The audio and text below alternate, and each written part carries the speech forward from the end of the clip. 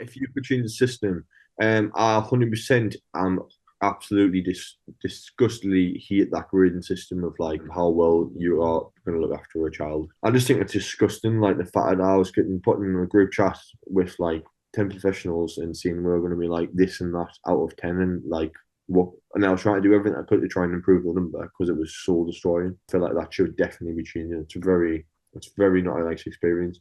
I think they should be very much explain what they're there for as well when you finally meet them because it can be very confusing. I think what they actually are there for. To be honest, I still fully don't understand where the line is, what you need to talk to them about, and what you don't.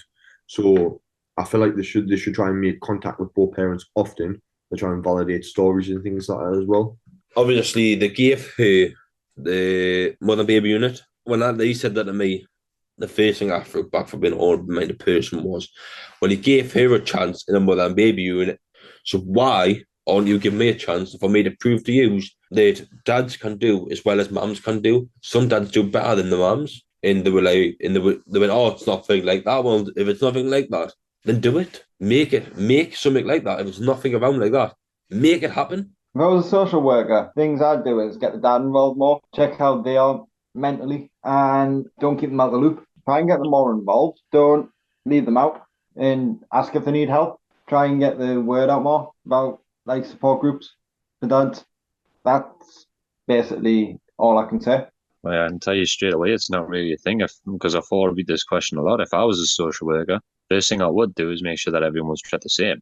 Second thing I would do is make sure that it's always about the child, regardless of the situation. It's about the parent. Third thing I would do is I'll make sure that both parties, so mother and father, will get the exact same sort of time with me to do whatever they need to do so they can feel comfortable to come to me and tell me that they need help with a parenting course or they don't feel comfortable doing this, so I can give them that support. That would be the things that I would change if I was a social worker. If the father's willing to be there, then he's willing to be there. Like, you have a choice as a father, realistically. You could walk away if you wanted to. So if he's willing to be there and he's fighting for his Ben, he clearly cares. That's the way I look at it. Fathers and mothers, regardless, in that category, doesn't matter whether the 14-year-old or the 50-year-old, doesn't make a difference. If they want to be there, to try and treat them exactly the same. It should be them that take that bigger step to make sure that the same rules that apply for the mother should be the same rules that apply for the father. Maybe something just informal and friendly, sit down, don't make them feel like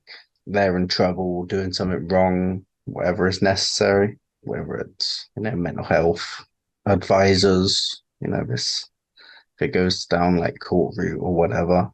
Yeah. It depends on the situation, but most likely I would go in, I'd congratulate the dad on becoming a dad, and I would reassure him like what rules he has as a dad. So pretty much exactly the same as mother, apart from he can't breastfeed. And I would just make sure he knows that, as most dads and young dads don't feel valued in that kind of section. And if they think, oh, well, I've just got to go get money and then come back and do this and that.